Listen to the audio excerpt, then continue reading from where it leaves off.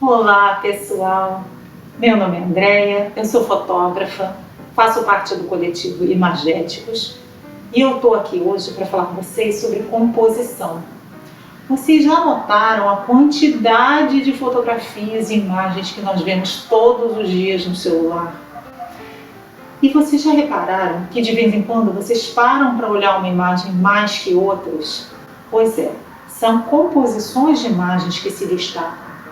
O que eu quero aqui hoje é que você conheça os principais elementos que você pode usar para compor uma boa fotografia e entenda como eles são interpretados. Então, vamos lá? Quando a gente compõe uma imagem, a gente tem que pensar em vários aspectos. O primeiro que eu considero muito importante é o enquadramento. É nessa etapa que você escolhe se a sua foto vai ser horizontal ou vertical e o que deve entrar ou não. Agora dá uma olhada nessa foto. Aqui eu fotografei na vertical. Eu sei que muitos de vocês fotografam com o celular da mesma forma como seguram, na vertical. Mas lembra, se você colocar o celular na horizontal, pode fazer o lugar parecer mais amplo. Agora nota que no canto direito da segunda imagem apareceu uma lixeira. Então lembra, enquadramento é uma escolha. Tão importante quanto incluir no quadro o que você quer, é poder também tirar e esconder aquilo que você não quer. E para isso a gente tem alguns recursos. Um deles é mudar o ponto de vista. Mas você sabe o que é ponto de vista na fotografia? É basicamente o lugar onde o fotógrafo, no caso você, se coloca para tirar foto. Então, duas pessoas em pontos diferentes do mesmo parque olhando para a mesma árvore terão pontos de vista diferentes. E acredite, uns passos para a direita ou para a esquerda, abaixar ou subir em algum lugar, vão mudar o seu ponto de vista e podem fazer uma grande diferença na composição. Vamos dar outro exemplo. Na imagem da esquerda, eu fotografei da mesma altura do artista, mas olha quanta informação atrás desviando a atenção do que eu queria mostrar, que era o artista. Na foto da direita, eu dei um passo para a esquerda e me abaixei um pouquinho. E aí eu já consigo ver um pouco das bandeirolas no teto que estavam lindas e mais, passar a impressão de que o artista é maior e mais imponente. Esse é um efeito que a gente pode dar quando muda o ponto de vista.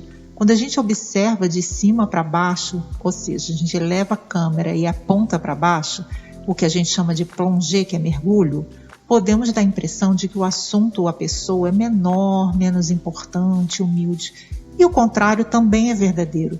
Quando a gente aponta a câmera para cima, a gente passa a impressão de que o nosso personagem ou o nosso assunto é superior, importante. Agora, voltando à imagem das mulheres no calçadão, vamos falar de outro recurso de composição que é a perspectiva. Então, as linhas da ciclovia, mesmo as linhas imaginárias do calçadão, em conjunto com as pessoas que vão diminuindo de tamanho à medida que estão mais afastadas, nos dão a noção de perspectiva, que nada mais é do que essa sensação de profundidade, ainda que a gente saiba que isso é uma ilusão. Afinal de contas, a imagem está num plano, que é a tela do seu celular ou do seu computador, de onde você está assistindo esse vídeo.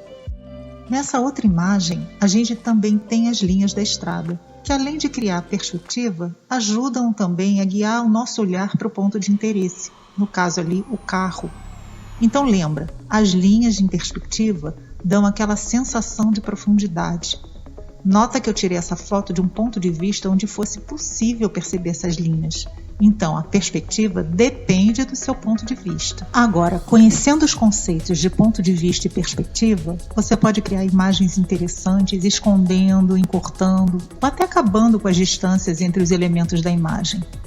Aqui eu trago uma foto de um fotógrafo de moda italiano, que inclusive esteve no Brasil fazendo um ensaio em 63, chamado Frank Horvath. Nessa foto, ele provavelmente estava deitado, ou então colocou a câmera no chão, porque ele queria brincar com a perspectiva, fazer a mulher parecer muito maior que o homem e para que o homem ficasse bem debaixo do sapato dela. Uma possível leitura dessa imagem seria se perguntar quem é mais importante, ou quem domina a cena, o homem ou a mulher? Outro exemplo é essa foto de William Eggleston, que é um dos grandes nomes da fotografia do século XX. e ele fotografou muitos bens de consumo e elementos que simbolizavam a modernização americana na época, tipo carros, estradas, supermercados. Repara que o velocípede em primeiro plano, que é um brinquedo, é muito maior que o carro, que desse ponto de vista mais parece um brinquedo de tão pequeno. É interessante notar que o artista compôs de uma forma que o carro ficasse dentro do velocípede, que aqui funciona como uma moldura e chama o nosso olhar para ver o que está dentro. Aqui nessa foto, ele se abaixou na linha do chão, do ponto de vista de uma criança, fotografou de baixo para cima, que torna o velocípede ainda maior. Então, a dica que eu tenho para vocês é que o fotógrafo que quer fazer uma boa composição tem que ter disposição, tem que buscar o melhor enquadramento e o melhor ponto de vista. Enfim, tem que se mexer. Agora vamos falar de uma regra de composição bastante usada na fotografia, que consiste basicamente em dividir o quadro em 9 partes, usando 2 linhas verticais e 2 linhas horizontais imaginárias, como num jogo da velha. Ao fazermos isso, podemos colocar o objeto de interesse nos pontos de cruzamento dessas linhas. Isso porque o nosso olhar normalmente é direcionado primeiro para o que está próximo desses pontos. Para facilitar, experimente descentralizar o objeto ou a pessoa que você está fotografando, deslocando para o terço do quadro.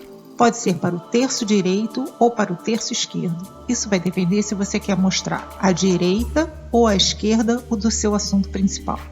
Aqui eu desloquei o menino para a esquerda, para que fosse possível ver a bola e poder imaginar para onde essa bola vai. Outra regra muito usada é a da divisão em meios. Nesse tipo de composição, você divide o quadro em 2 partes sem criar hierarquia entre elas. As 2 partes têm igual importância.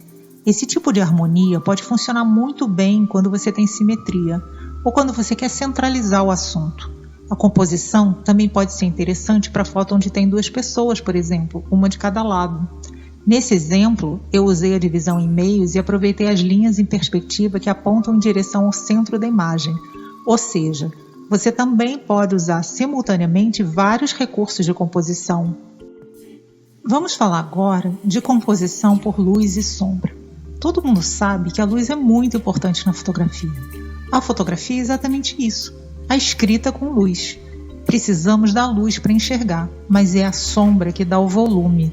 Para mostrar a importância da sombra, eu trouxe aqui essa obra de Escher, um artista holandês que eu adoro e eu recomendo muito que vocês busquem outras obras dele na internet, vale muito a pena. Falando em luz, a gente tem que lembrar que a visão é um sentido muito importante. Nós enxergamos melhor com luz. Então é natural que a gente busque em primeiro lugar o que está iluminado. Só que logo em seguida, o nosso olhar passa a procurar as sombras. A gente quer entender o que está escondido no escuro. E o fotógrafo, sabendo disso, pode e deve explorar a luz e a sombra para prender o nosso interesse na imagem. Na composição por luz e sombra, a gente valoriza o que está iluminado em contraste com o que está escuro.